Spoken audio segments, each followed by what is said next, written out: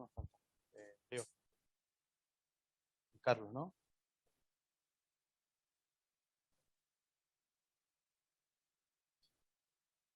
Sí, sí.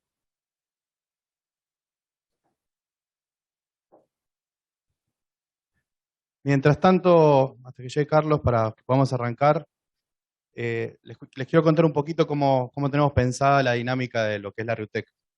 No sé si ustedes estuvieron viendo la agenda, hay algunos encuentros sociales que los destinamos para poder retomar el tema de la charla local, digamos, ¿no? Presencial. En particular hay dos espacios, son dos cafés temáticos, uno es de redes y otro es de ciberseguridad, que vienen después de charlas de esa temática con el objetivo de que podamos usar algunos disparadores para que podamos conversar en ese momento, para que no se transforme todo el tiempo en una charla, sino que como comunidad podamos expresar necesidades, dificultades, alguna experiencia, alguna solución que se pueda proponer. Esos dos espacios, que uno lo tenemos hoy, y hoy es el de redes y mañana es el de ciberseguridad, es como el corolario de todas las charlas de desorientación para que podamos charlar sobre eso. Por otra parte, hoy a las 9 es la cena de camaradería.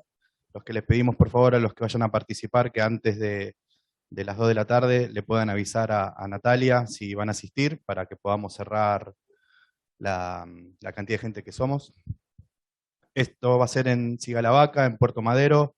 Ahora vamos a subir toda la información a la agenda para que lo tengan y se puedan acercar.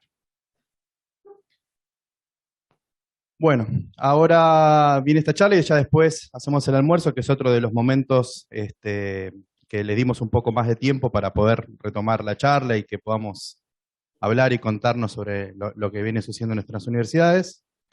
Así que vamos a comenzar ahora con contarles cómo estamos hoy desde la RIU. Así que no sé si Carlos querés arrancar o arrancamos. Ese que llega y le dicen, ¿usted qué opina? No, yo solo quería agregar un poco, antes de largar con esta parte de en que estamos,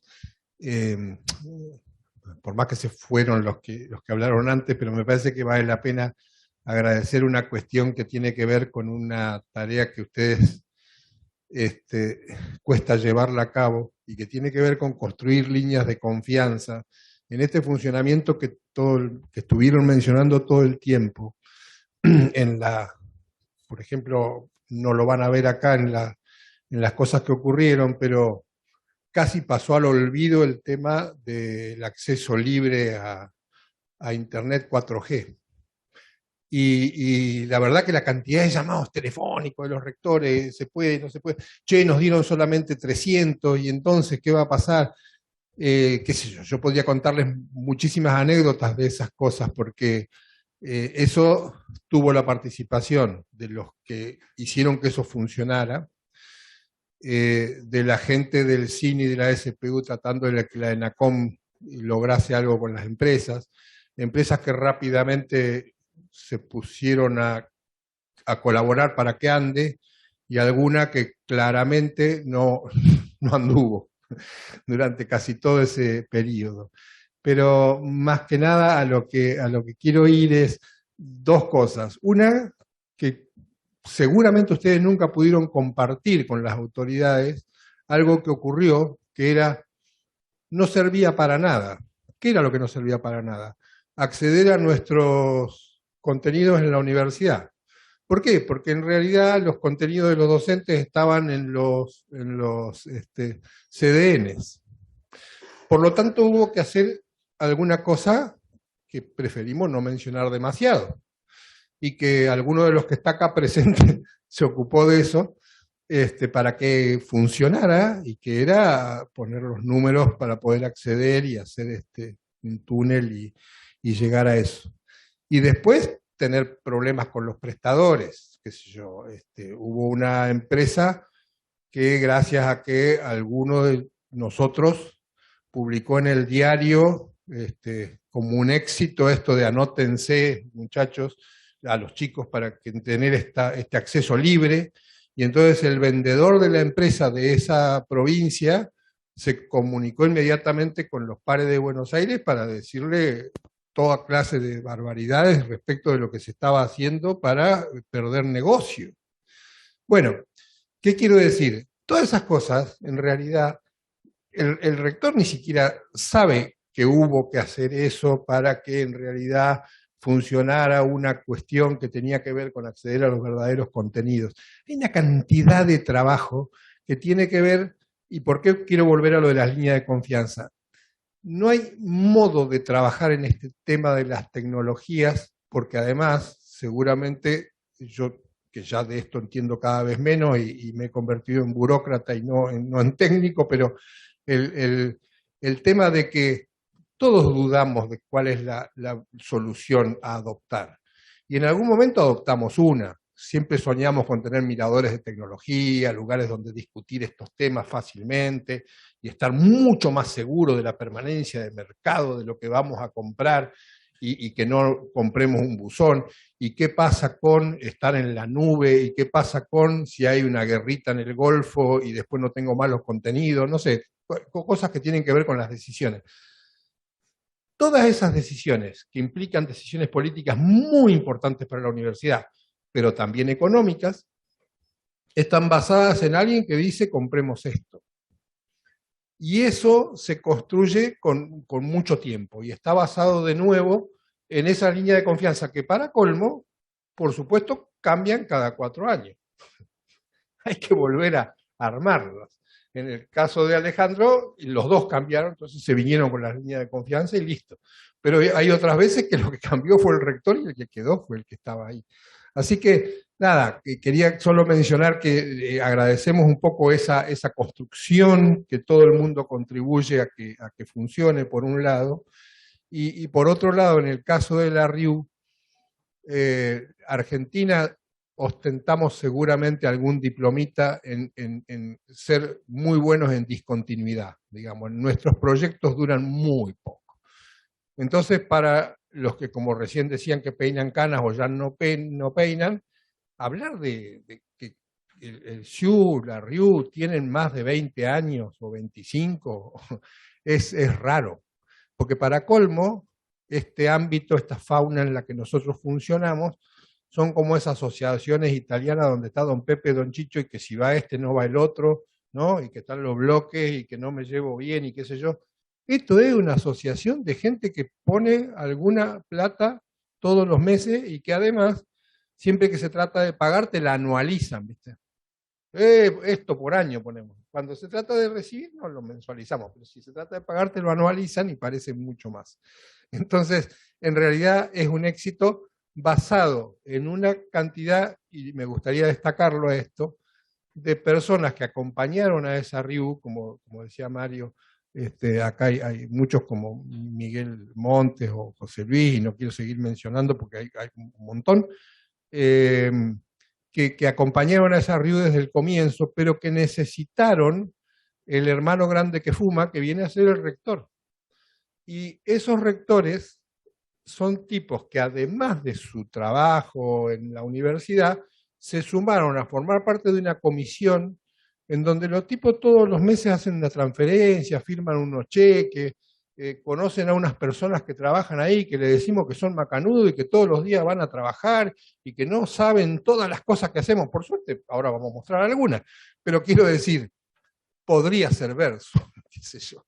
Entonces, la verdad que a todas esas personas hay que agradecerles porque al menos nosotros todo el tiempo vimos integrantes como los que ustedes vieron sentados acá, que en ningún caso se sentaron ahí para conseguir algo más para su universidad, para conseguir un routercito más, para hacer alguna cosa. Se sentaron ahí para laburar para el conjunto.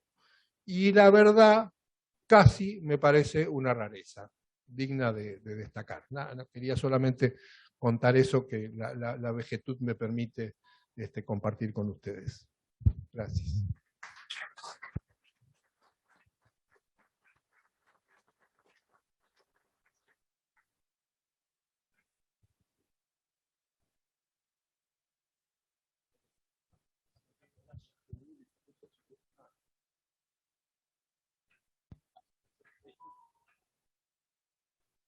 No, no pasa.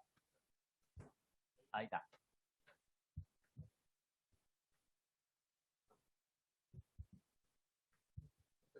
Bueno, lo primero que quisimos agarrar y presentar, comentar un poco es de dónde, qué es lo que pasaba. O sea, la última vez que nos juntamos fue en el 2018.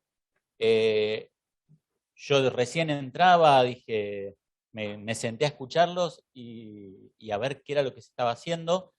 En ese momento sabíamos de la importancia de la RIU, de las cosas que se estaban haciendo.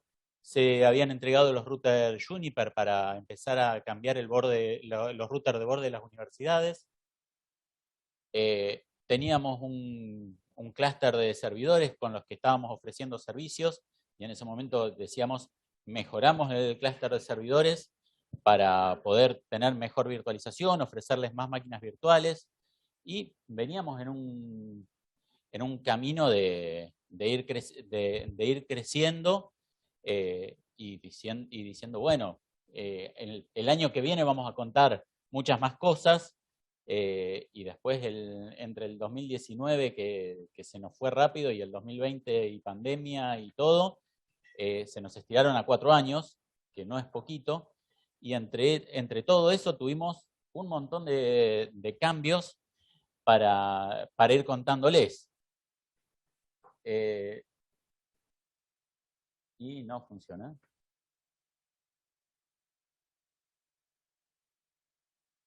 Bueno, y ahora pasará más. No sirve golpear la pantalla. Ahí está. Bueno, en este tiempo tuvimos la pandemia, entre medio de todo lo que pasó, que nos cambió mucho los paradigmas, las necesidades, el preguntarnos qué hacíamos. Cuando estábamos allá por el 2019, nosotros estábamos viendo cuánto teníamos de consumo de las universidades, cuánto había de tráfico de ancho de banda. De repente estábamos ahí llegando al límite de lo que habíamos contratado y estábamos diciendo, tenemos que ampliar, y de repente en ese tenemos que ampliar, en medio de la pandemia nos dimos cuenta de que, o sea, cuando arrancó la pandemia nos dimos cuenta de que nos cambió todo el paradigma y que lo que nosotros teníamos de tráfico saliente ahora pasaba a ser entrante, no eran los mismos valores, nos cambiaba todo y la ampliación no nos resolvía el problema. Entonces empezamos a ver qué era lo que pasaba y qué era lo que podíamos ofrecerle a las universidades para empezar a salir del mismo problema que nosotros estábamos viendo a nivel general y cada universidad lo tenía de forma particular.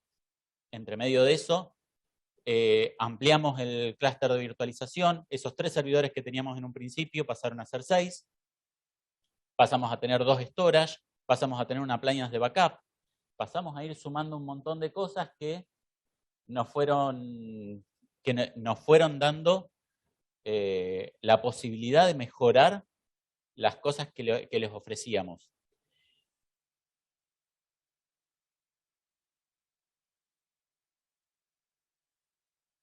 Volvemos atrás. Empezamos a ver que había un gran crecimiento o una necesidad muy grande de reformular cómo se planteaba la educación, para lo cual empezamos a plantearnos y empezamos a contactarnos con la gente del CIU y a ver cómo podíamos ofrecer con gente que tenía experiencia en aulas virtuales y todo, cómo podíamos ofrecer un servicio de educación que no llegaba a ser una aula invertida, era más una especie de dinámica de uso como si fuera un aula real de los campus virtuales. Cómo podíamos reformarlos, cómo podíamos ofrecer ese servicio que muchos ya conocíamos, que ya se los utilizaban en las universidades y todo, pero que ahora tenía una demanda que había crecido exponencialmente y en un tiempo que era demasiado corto. Además, sabiendo también de que en muchos casos las universidades no tenían los recursos para agarrar y salir a decir, bueno, ponemos a todos los alumnos en un campus virtual y va a funcionar. Entonces, empezar a tratar de decir, bueno, les damos una mano para tratar de salir, de levantarlo, de solucionarlo. Empezamos a ver también un gran crecimiento en todo lo que era ciberataques, todo lo que era fraudes, y bueno, empezamos también a notar de una forma más grande que había una gran diferencia entre los salarios del sector universitario y del entorno de la parte de lo que es el sector privado. Incluso con todo lo de la pandemia empezamos a ver cómo explotó de forma masiva el hecho de el trabajo remoto, y no remoto para otra empresa de Argentina. Hoy en día hay muchísimos de los técnicos que se fueron a empresas de Argentina y a muchas empresas del exterior, y capaz que están trabajando desde el lado de casa, pero nos pasa todos los días. Llega el punto donde tenés que mencionar a Santiago. Claro, a Santiago lo tengo para más adelante, pero uno de los cambios grandes que sufrimos fue que Santiago, que era el que estaba gerenciando y que conocía toda la red y que casi que la fue armando, hoy no está. Nos sigue dando una mano en algunas cosas, le podemos pedir que nos colabore, pero físicamente ya no está dentro de RIU y pasó a trabajar en un pero le pagan bastante mejor que... pero bueno. Perdón, una pequeña total para distender. ¿Cuántos están por primera vez en una RIUTEC? ¿Quieren levantar la mano?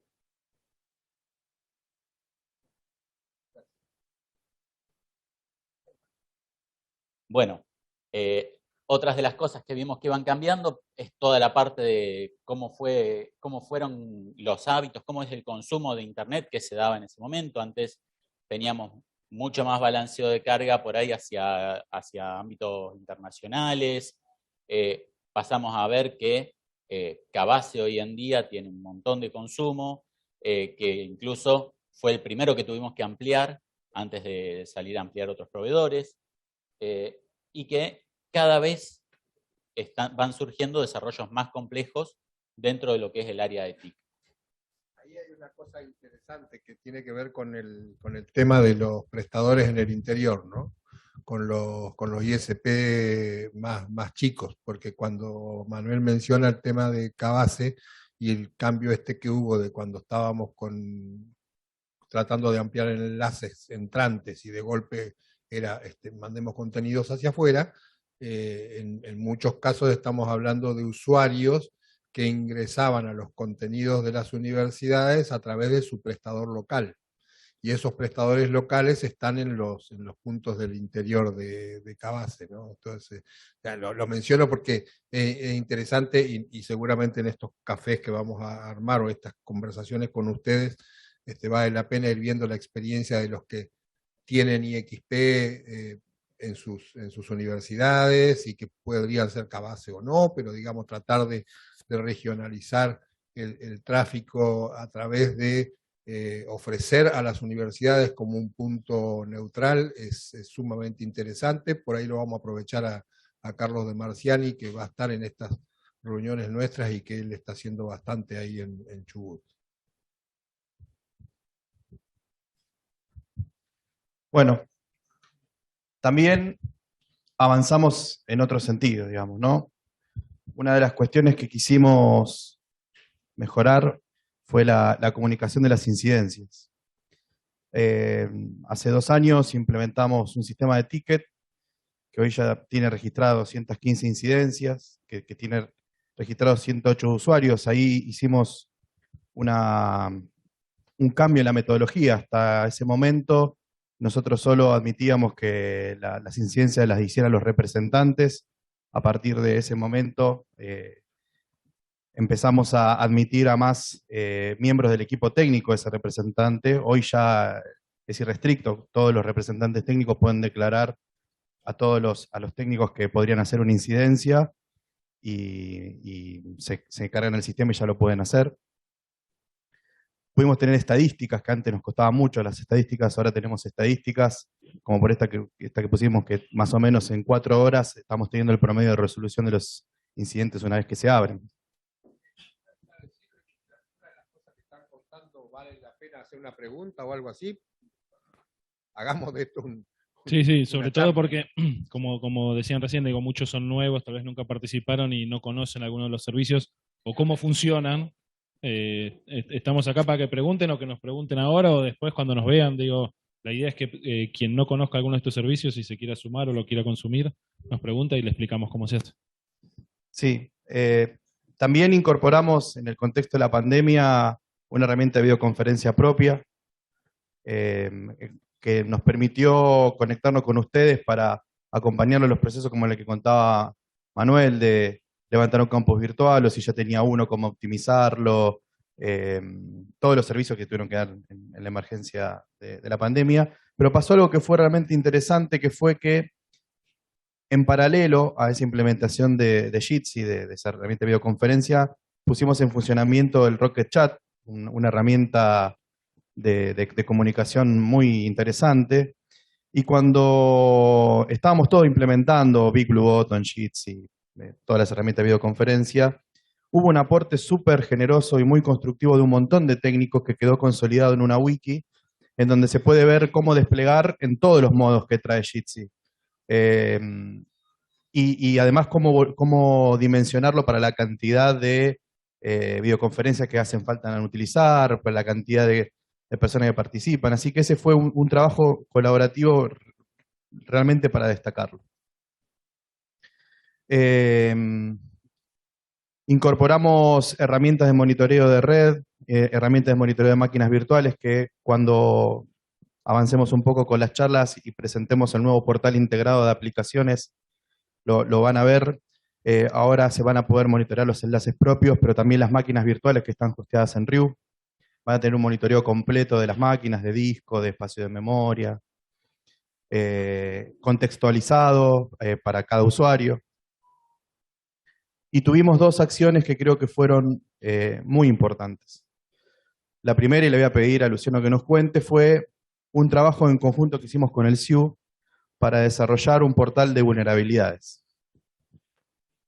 Bien, ahí, como todos saben, muchos vivieron o sufrieron durante la pandemia. Los procesos de ciberseguridad cambiaron en forma radical. Digo, todos tuvimos que tomar acciones o realizar modificaciones técnicas sobre cuestiones en las cuales no estábamos tan acostumbrados a trabajar o entendíamos que tal vez teníamos servicios que funcionaban de cierta forma. Al empezar a tener mucha gente remota, alumnos remotos, todo cambió. Esto que comentaba Manuel, que se invirtió la carga del tráfico, entonces eso produjo que ciertos servicios que antes funcionaban internamente pasen a ser públicos y eso producía grandes inconvenientes y muchos problemas que, como todos saben, y fueron bastante públicos en distintas situaciones, nos obligaron a pensar opciones de seguridad. Y lo que hicimos fue desarrollar un portal de seguridad. Nosotros teníamos una serie de acuerdos con algunos organismos que nos brindaban a nosotros información sobre lo que estaba sucediendo dentro de nuestra red. Entonces, nos parecía importante poderle hacer llegar esa información a cada uno de ustedes con la criticidad y la seguridad que esto implica, o sea, que efectivamente cada uno tenga acceso a sus reportes. Entonces, desarrollamos en conjunto con el CIU una herramienta que interpreta una serie de reportes que son muy complejos de comprender y que necesitan mucha interpretación.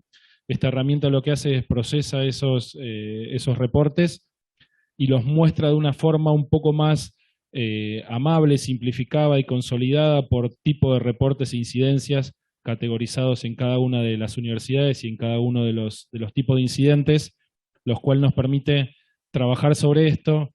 Ya actualmente tenemos aproximadamente el 50% de las universidades accediendo a estos portales. Quienes todavía no estén, también, como decíamos antes, nos contactan y los ayudamos a acceder para que puedan ver su información en forma particular, pero es esto que se muestra ahí. Estamos recibiendo 75 tipos de reportes diferentes todos los días que se multiplican por cada una de las universidades y nos lleva a trabajar en este último año y medio aproximadamente en 600.000 incidentes que recibimos y procesamos y derivamos adentro de la herramienta. Entonces, creemos que es algo importante. Esto se trabajó mucho en conjunto, entonces también desde todas las áreas de seguridad que se fueron creando en las distintas universidades, algunas las tenían, otras no, pero implicó nuevo personal trabajando y nosotros estamos colaborando con esto y cualquiera de las universidades que quiera acceder a esta información nos avisa, quienes no estén y lo ven, o alguien que tenga dudas sobre el funcionamiento nos consulta y le explicamos cómo es. Ahí hay dos datos súper interesantes, ¿no? 75 tipos de vulnerabilidades reporta este sistema y ya registramos 600.000 eventos de seguridad. O sea que realmente no solamente es importante, sino que es necesario que ustedes participen, porque eso también va a la reputación de nuestra red, ¿sí? Otra acción que estamos llevando a cabo ahora es retomar la agenda de formación y de capacitación, ¿sí? En este caso le voy a pasar a Leo para que les cuente un poco en qué estado estamos. Hola, iniciamos el año haciendo una serie de entrevistas a universidades nacionales de la Comisión para relevar dos cosas, necesidad de capacitación, pero también capacidades de capacitación. Finalmente organizamos un seminario de seguridad de la información a principio de año y abrimos un curso de redes de nivel inicial, parte 1 y parte 2, y un curso de ciberseguridad. La característica es que todos los docentes son miembros de RIU o vienen de las universidades nacionales. Finalmente, hoy vamos a tener el segundo seminario que hemos organizado junto con el SIU sobre interoperabilidad e integrabilidad, y actualmente se está dictando el taller de despliegue de Docker con un éxito de inscripción importantísimo. Quedan muchos compañeros y compañeras afuera de ese curso y les avisamos que ya coincidimos con la elección que vamos a hacer un curso intensivo durante el mes de noviembre y la primera semana de diciembre, que ya les informaremos por los canales habituales. El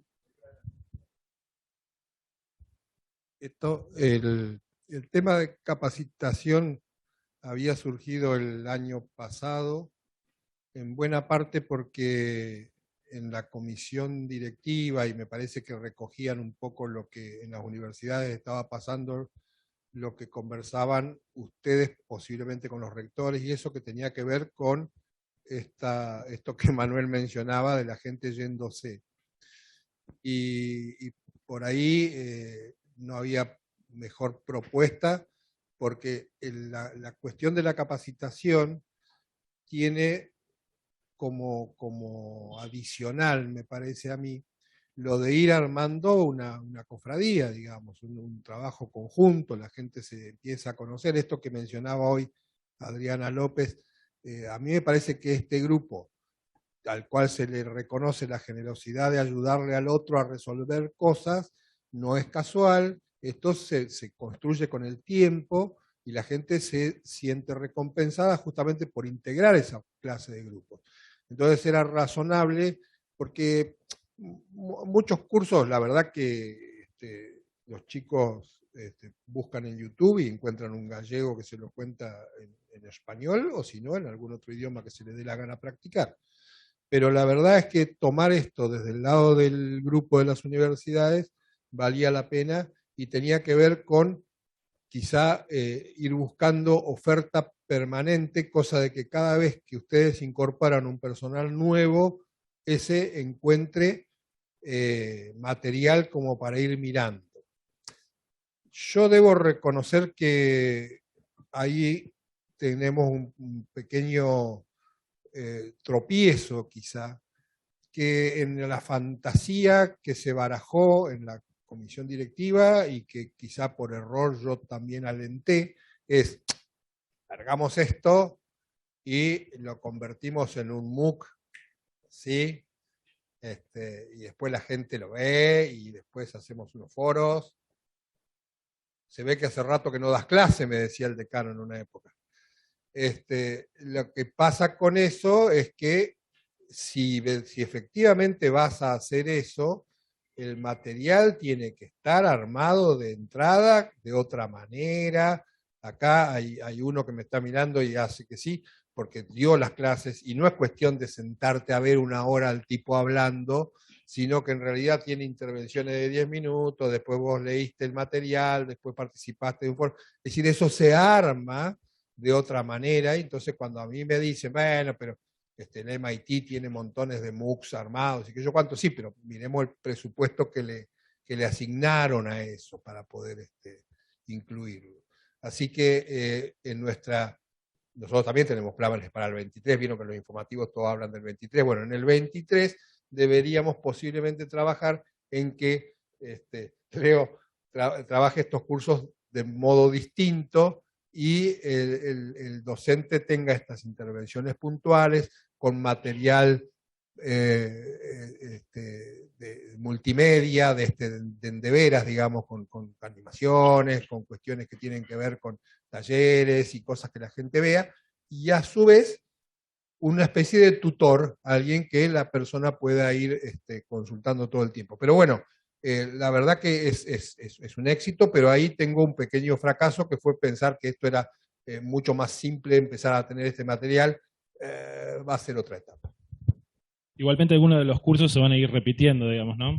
Durante el año porque se va renovando gente o va cambiando o incluso las capacidades de los cursos ya fueron superadas, entonces se van a volver a hacer, digo, un poco la idea es que se sigan trabajando y que se sigan haciendo sobre temas que ustedes mismos nos vayan requiriendo y vayamos viendo las necesidades y armando los cursos ahí un poco a medida, pero el proceso es que algunos son cursos sincrónicos o asincrónicos, pero ir avanzando y dando cada vez mejores tipos de cursos, ¿no?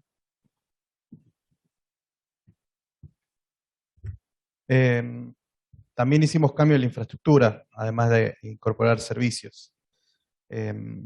Tuvimos falla de algunos equipos en el pleno contexto de la pandemia, donde tuvimos que salir, cuando no se podía salir, a hacer operaciones sobre los equipos que están en el data center de Sky Online. Pero sí empezamos a incorporar ya equipamiento mucho más robusto, por ejemplo, con la incorporación de los switches Juniper, incorporando además mucha más capacidad y alta disponibilidad sobre la red.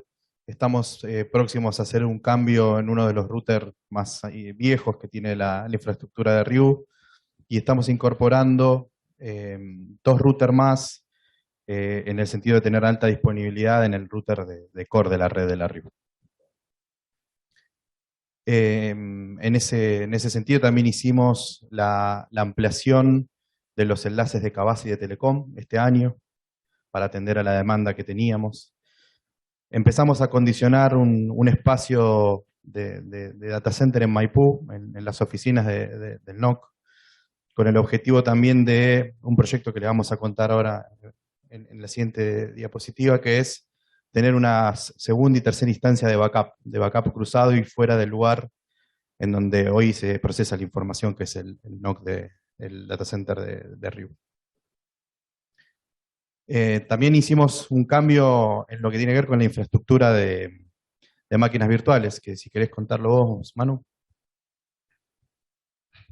Sí, como comentaba cuando arrancaba, nosotros veníamos con 3 servidores. Hoy en día duplicamos, en realidad no duplicamos, crecimos más que al doble porque los equipos nuevos fueron de mejores prestaciones que los que teníamos. Entonces, hoy en día estamos con 6 hipervisores que tienen, digamos, buena conectividad, están conectados a 2 storage. Estos 2 storage, uno tiene discos de estado sólido, en realidad es híbrido, tiene parte también de discos convencionales, y el otro es todo con discos convencionales, y sumamos una appliance de backup. La idea es poder dar sobre el servicio de máquinas virtuales que brindamos a las universidades, poder sumar poder sumarles el backup de la información.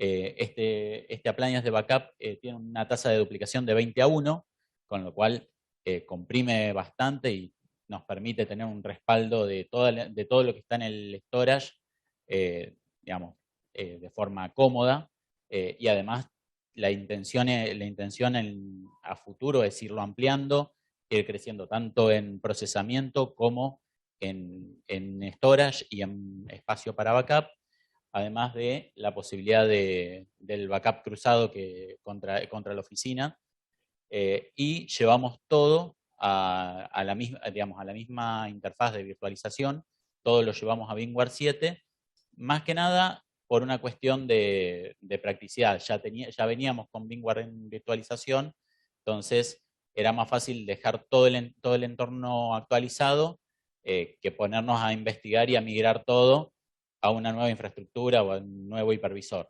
Entonces, más que nada para mantener esa compatibilidad, decidimos llevar todo a la versión más actual de VMware. Para los que no lo saben, por las dudas, les aclaro, todo esto está funcionando en un data center que es de Sky Online. Es un data center neutral, digamos, donde acometen todos los proveedores, entonces no tenemos inconvenientes con qué proveedor puede funcionar o qué proveedor no. Y es un data center que es Tier 3, entonces cumple con todas las normas internacionales para poder brindar la mayor disponibilidad de servicio, ¿no?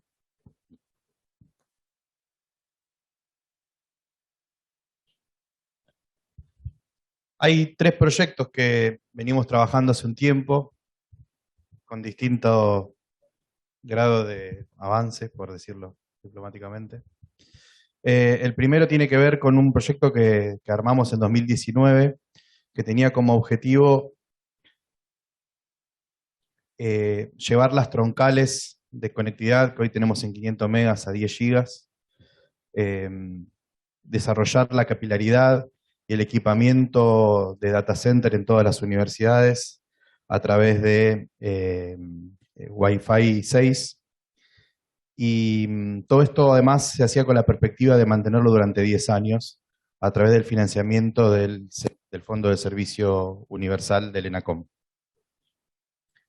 Ese proyecto se presentó en 2019, en el transcurso de 2020 y 2021 fue teniendo variantes en las que nos solicitaban establecer proyectos más chicos. Presentamos formalmente el proyecto Wi-Fi 6, con número de expediente, todo en ENACOM, y desarrollamos junto con ARSAT en varias reuniones la posibilidad de avanzar en la conectividad de la universidad a la que lleva el punto RIU con las distintas sedes académicas, unidades académicas, para desarrollar esta capilaridad. Al día de hoy no tenemos una respuesta en ninguno de los 2 proyectos.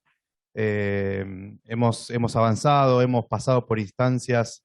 Tengan en cuenta, por ejemplo, que la ONTI no tenía en los setup Wi-Fi 6, lo desarrollamos en conjunto, respondimos un montón de preguntas técnicas, de fundamentación de por qué era importante que si avanzamos con capilaridad sea con Wi-Fi 6. Y estamos hoy en una instancia en donde el proyecto no tiene avance. Sobre esto, me parece que vale la pena repasar alguna cosa. Primero, para los que no han estado antes, son cuestiones que tienen que ver con un pasado de Argentina. Argentina tiene una complicación en las comunicaciones de datos que arrastra desde unos 30 años atrás, posiblemente más, pero que ha complicado hasta el día de hoy. Ustedes cuando se reúnen con cualquiera que vive en un país vecino, hasta el día de hoy ustedes tienen complicaciones con sus cuentas de celulares, andan viendo a ver si agendan, si lo van a llamar dentro de 12 meses para que no le aumenten y le hagan la promo del descuento del 60%. Es decir, es una vida muy rara la de los argentinos. Y si a su vez les tocó tener la universidad en Jujuy o en Ushuaia, esa universidad está muy distinta que si estaba en La Plata o en Rosario. Lo menciono porque por ahí son esas cosas que el público se renueva y la verdad es que son recontra obvias, pero no son obvias para todo el mundo. Es decir, cuando las redes de fibra óptica del planeta se tendieron, Global Crossing y todas las demás, cuando llegaron a Sudamérica, decidieron que por ahí en la Patagonia no había suficiente mercado y en el caso de Sudamérica no se respetó la idea generalizada de que fueran en el océano, digamos, cables submarinos. Por lo tanto, cruzan de Buenos Aires a Santiago de Chile por la franja central de Argentina. Entonces, cuando uno dibuja los planos de conectividad, cuando los dibujábamos en los inicios de los 90, los planos de conectividad de Argentina, teníamos distintos colores, en donde la franja central tenía fuerte conectividad, donde franja central es, el cable hace una cosa rara como pasar por, no sé, Rosario, Córdoba, Mendoza, y así cruza. Entonces, ¿por qué traigo esto a colación? Porque en esa época también se desarrolló una red latinoamericana que todavía existe, que se llama Clara, que si ustedes la googlean, intenta tener la conectividad para los ámbitos académicos. ¿Y por qué vale la pena mencionarlo?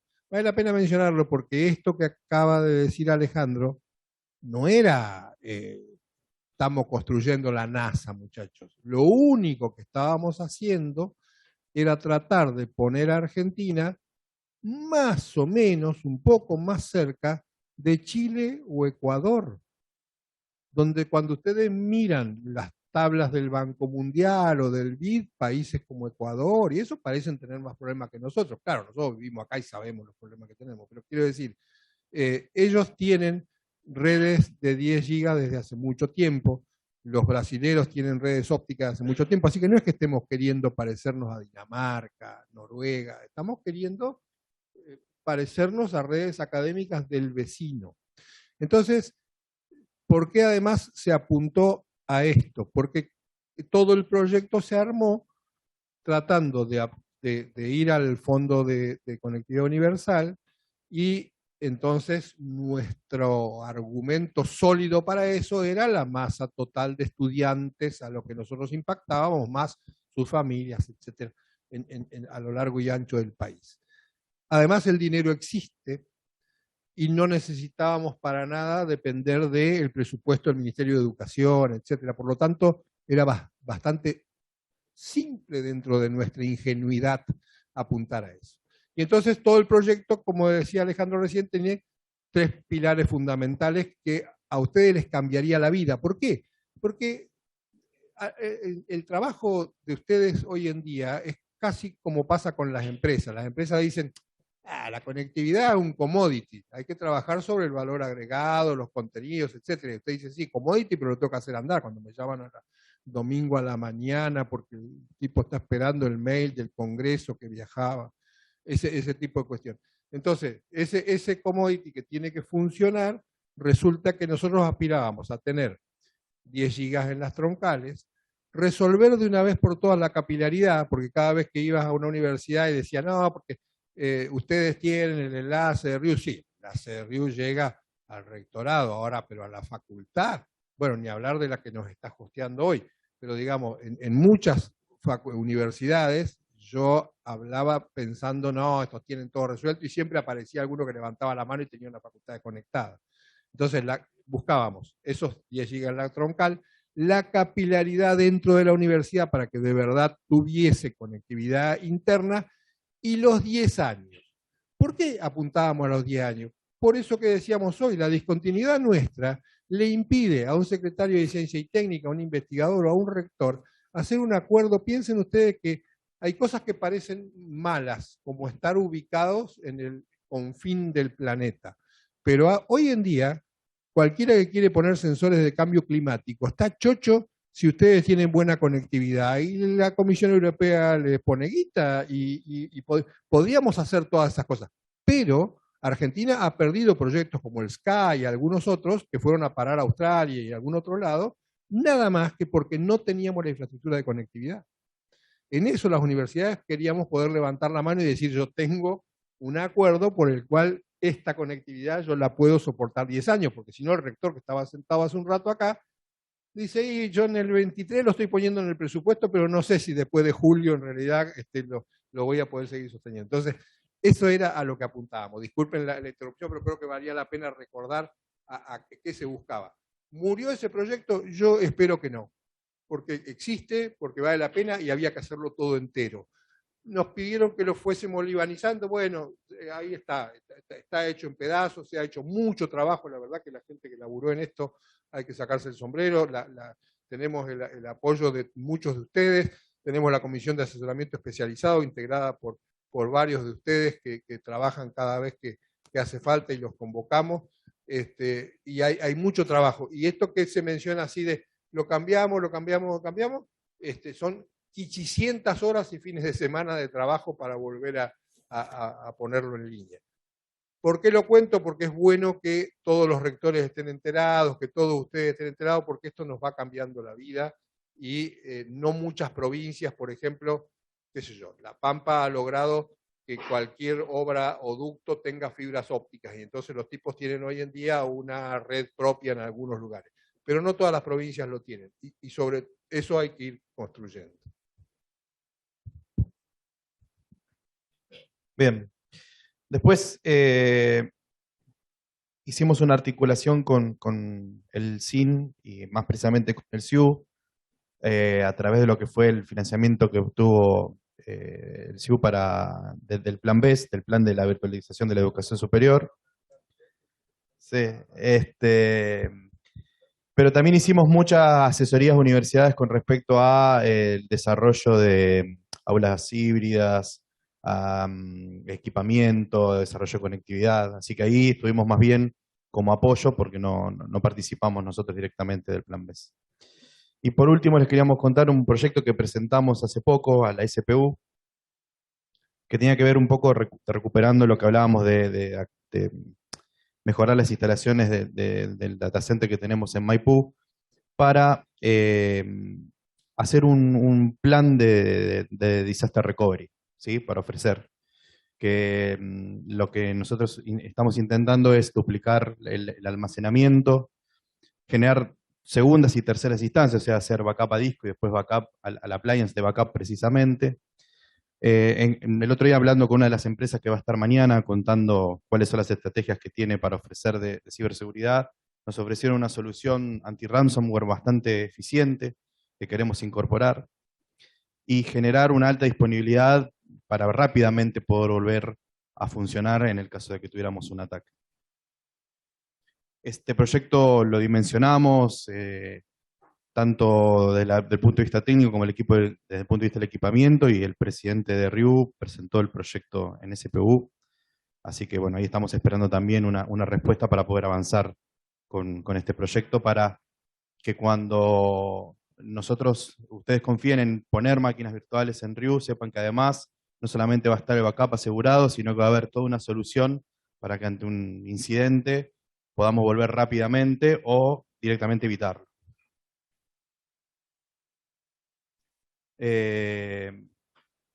Estos años trabajamos un montón con el SIU, desarrollando el portal de vulnerabilidades, como les contábamos recién, que significó hacer una implementación en Pentaho, la decodificación de los reportes que llegaban vía mail para que aparezcan en ese semáforo que aparece hoy en el dashboard que está armado. Trabajamos también con algunos servicios nuevos que tenían que ver con acreditar la identidad de los estudiantes para la toma de exámenes, en particular los de la UBA. Dimos mucha infraestructura para que las universidades pudieran probar la implementación de Sudoku. Había muchas instancias de laboratorio, de capacitación para la propia gente de las universidades, o para que los equipos conocieran cómo desplegarlo. Llevamos adelante una agenda de capacitación que arranca con este curso de Docker, pero que iba a continuar con un curso de desarrollo de código seguro que estamos avanzando para poder darlo. Y tenemos dos cosas muy interesantes. Una es el portal de servicios a RIU, que integramos a la IWARPE, que lo vamos a presentar en un par de charlas, donde estamos unificando el acceso y la autenticación para todos los servicios que da la RIU, y dando también un puntapié para avanzar con un tema que tenemos demorado, que es el de la Federación de Identidades. Y por otra parte, vamos a comenzar, esto ya es como una primicia, con el desarrollo del portal de gestión de los dominios Eduard. Hoy es un proceso que es totalmente analógico y vamos a hacer su transformación digital para poder avanzar en una gestión mucho más eficiente, totalmente digital, que no tenga que ver con el envío de información por correo postal. Entonces, en ese caso, bueno, la idea es que ellos nos van a ayudar a desarrollar la aplicación e integrarlo con nuestro sistema de ticket para hacer una gestión más eficiente de esos pedidos y tener las estadísticas también. Uno levanta la mano haciendo esto, de esto ya lo anunciaron antes. Sí, es verdad, lo hemos anunciado antes. Tuvimos algún tropiezo y va a estar finalmente ahora, porque no nos enorgullece para nada la situación de lo que pasa con el EDU. Por suerte no hay demasiada demanda, pero en realidad también habíamos tenido una etapa interesante, sí, tuvimos una etapa interesante de asociatividad, tenemos, creo yo, con el NIC, pero el NIC también está en una situación compleja. Después se va a hablar de BFA.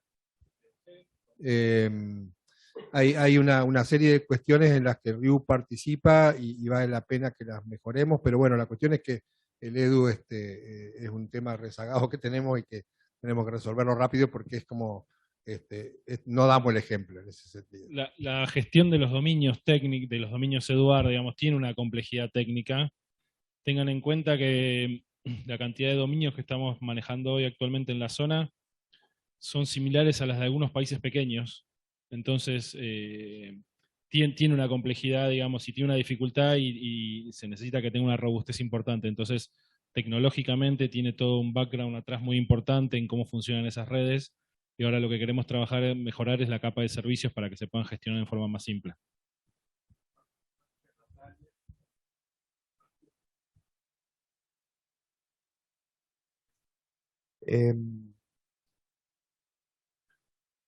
Es importante, antes de que avanzáramos con esto, de contar algunos servicios que estamos contando los que aparecieron, pero les queremos recordar que siguen estando la RIU presente, por ejemplo, con el tema de NSSEC, ¿sí? Es un proyecto que está vigente, que también cualquier universidad que quiera firmar sus dominios lo pueden hacer.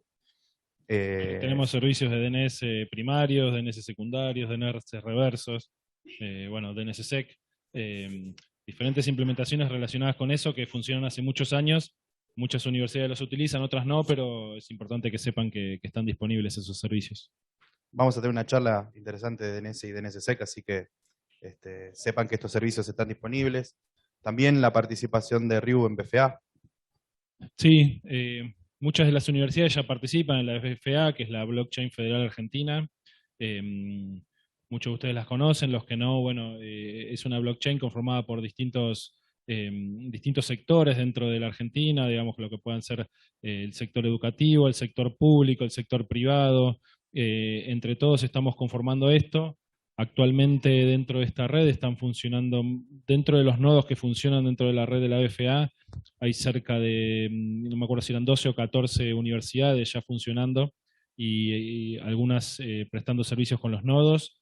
Es algo que sigue creciendo, digamos, ya tiene una cierta robustez. Hubo un empuje muy fuerte al principio, actualmente hay un poco menos de difusión, digamos, pero la red sigue funcionando bajo el mismo formato, y también queremos aprovechar este momento para quienes están interesados en sumarse o sumar nodos adentro de la red.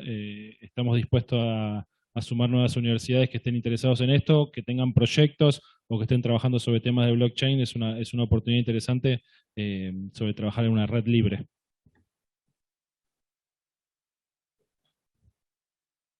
Claro, que efectivamente es sin criptomonedas.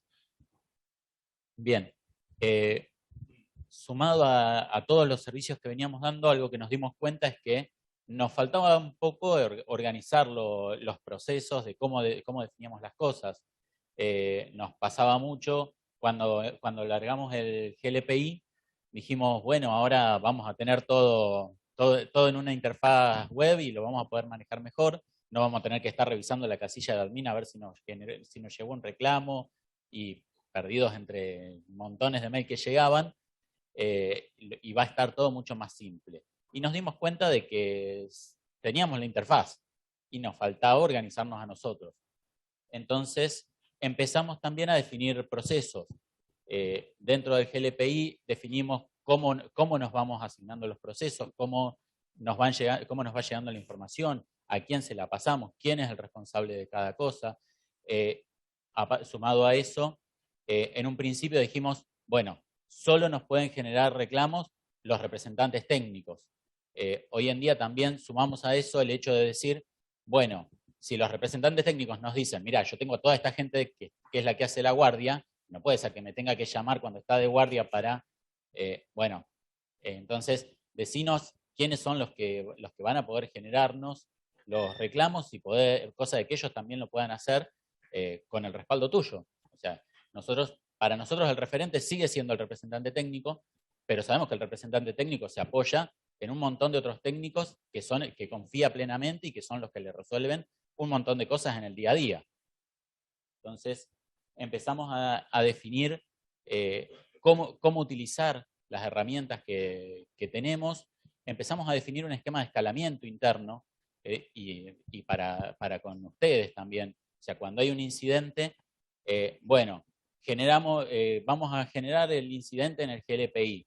Del GLPI tenemos, si no se resolvió en las primeras horas, internamente se escala, tenemos comunicación con cada uno con un sector del proveedor para poder tratar de acelerar el proceso de solución del conflicto lo más posible, o incluso internamente entre nosotros. Bueno, si el primero no sabía cómo se resolvía eso, que lo pueda escalar y decir, mirá, hasta acá llegué yo, esta parte ya no la sé, y que haya alguien que lo pueda respaldar y que pueda dar solución al incidente en el menor tiempo posible. Hay una pregunta a ustedes, porque cuando se hacen estas cosas, un tema me parece muy importante es, no, sí, somos todos amigos, colaboradores, hermanitos, y resulta que empezamos a parecernos a Llame al 0800, y es muy interesante escuchar cómo impactan ustedes, porque lo que está contando Manuel es muy importante por dos razones. Primero, más que nada la organización interna, pero también tener la oportunidad de ir dejando registro de lo que se hace por varias cosas, por los reclamos, por los malentendidos, por la relación con los proveedores y por una serie de cosas. Pero también es importante seguir logrando que se mantenga la relación cercana entre las personas, por más que uno esté poniendo este tipo de ventanillas, ¿no? Me gustaría por ahí que compartan con Manuel cómo se reciben este tipo de propuestas, porque uno cree que hizo un upgrade, que tiene una mejora, y del otro lado dice, estos tipos dentro de poco estamos como la compañía de seguro marque 24 si usted tuvo un accidente, ¿no? Yo lo que quiero contar es que estas instancias que pusimos de escalamiento en realidad son de referencia para la articulación que hacemos con la empresa en cada escalamiento. Pero apenas cualquiera de los miembros de la RIU se entera que hay un problema, un corte, eso se socializa en un grupo en el que estamos todos y ya todos estamos atentos y atrás de eso y viendo y contando el tiempo y esperando para escalar. O sea, no es una cuestión burocrática de nuestro lado, pero sí una forma de ordenarnos para hacer más rápido la atención cumpliendo los pasos que nos pone los proveedores que tenemos del lado nuestro, digamos, ¿no? Y no siendo solamente reactivos al pedido, ¿no? También somos proactivos y cuando nosotros vemos los problemas, generamos los reclamos y hacemos los incidentes automáticamente. Sí, claro. Justo ese era el último punto por ahí, que en la presentación está más marcado. Muchos se deben haber dado cuenta de que en el último tiempo tienen mucho más contacto de parte de RIU cada vez que hay un incidente. O sea, agarramos, vemos, mejoramos internamente cómo estamos monitorizando los...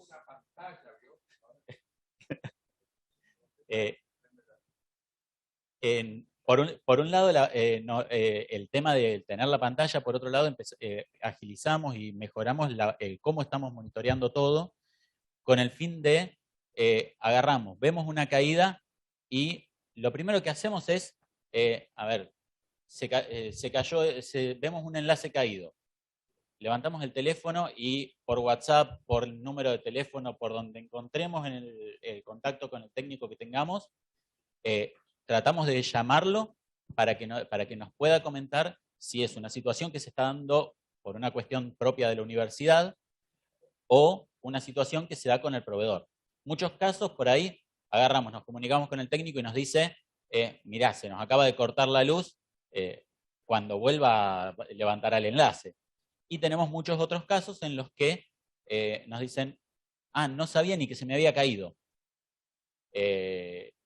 Entonces, la intención de eso es poder agarrar y agilizar la gestión. O sea, si nosotros tenemos un corte de enlace o tenemos un problema, qué sé yo, supongamos en los que tienen MPLS un problema de BGP o alguna cosa que impide el tráfico desde o hacia la universidad, poder solucionarlo lo antes posible para poder dar el mejor servicio con lo que tenemos. ¿Alguno no quiere que lo llamemos más? ¿O quiere otro número de...? Quiero seguir con la pesca que estaba haciendo.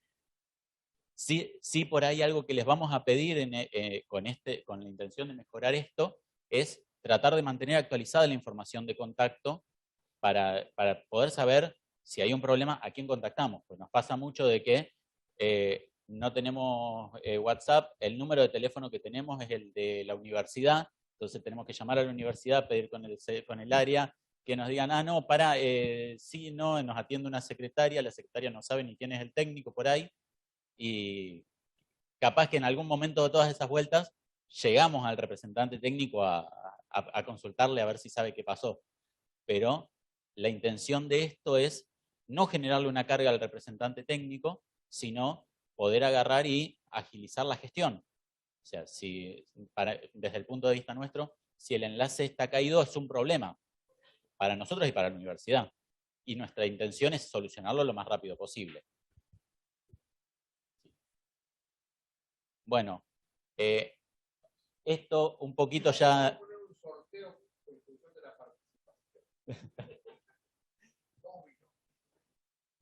De este tema un poquito ya algo mencionamos al principio.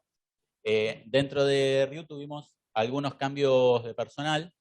Ustedes deben haber notado incluso en las llamadas de que Santiago no lo llama ya.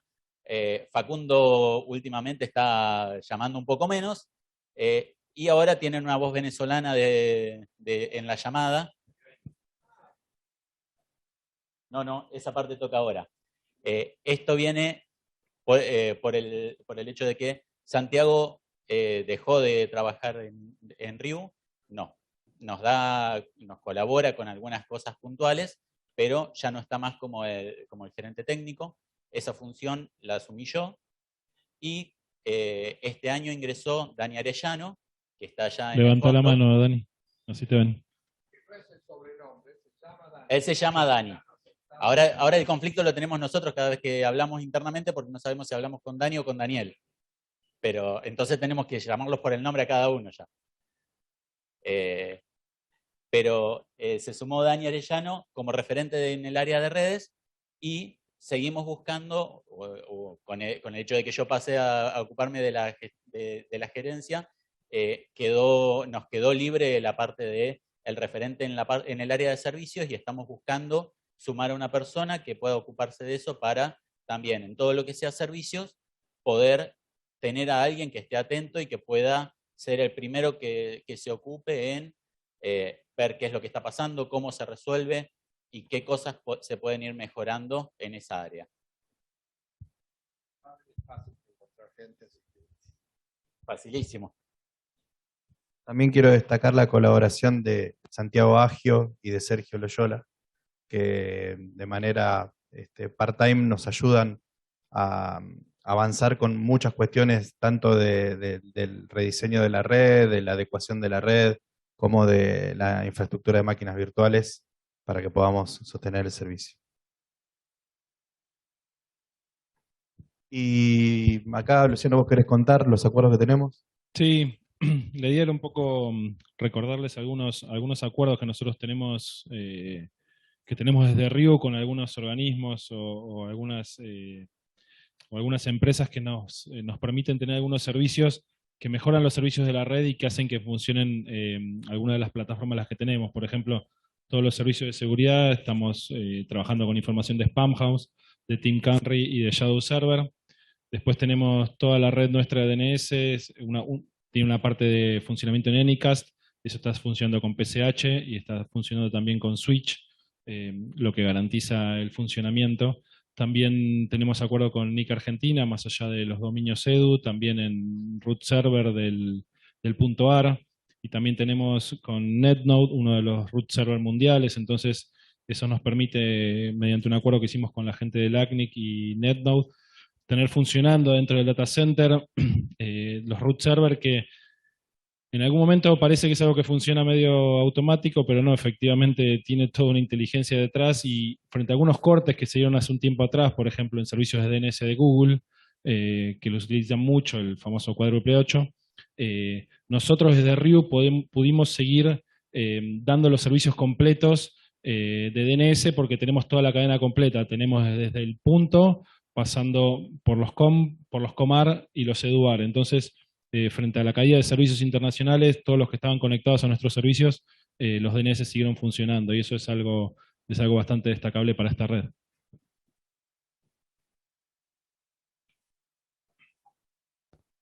Bueno, este es un poco el pantallazo que les queríamos dar de lo que hicimos hasta ahora. Creemos que este espacio que va a ser la RIUTEC es lo que nos va a permitir armar la agenda del próximo año y de los que van a venir. Les hemos socializado un formulario para que ustedes pudieran incorporar algunas respuestas a determinadas preguntas, que con eso vamos a generar una nube de respuestas que le vamos a compartir después, donde también vamos a ir perfilando, bueno, cuáles son los servicios que les parece que son más importantes, qué agenda de capacitación deberíamos tener.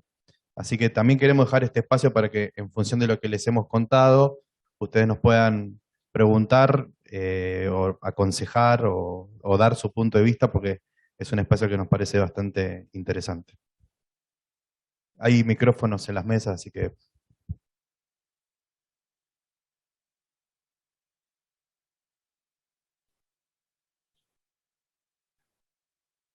Y eso que empezamos tarde, ¿eh?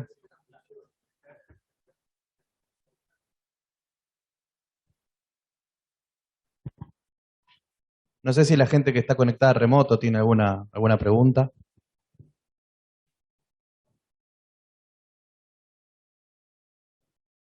¿Vos decís que ya tienen hambre? Puede ser. Bueno, no obstante, vamos a tener los cafés temáticos ahí, podemos seguir charlando. Así que bueno, si les parece bien, cerramos acá, empezamos el almuerzo y a las 2 retomamos las charlas.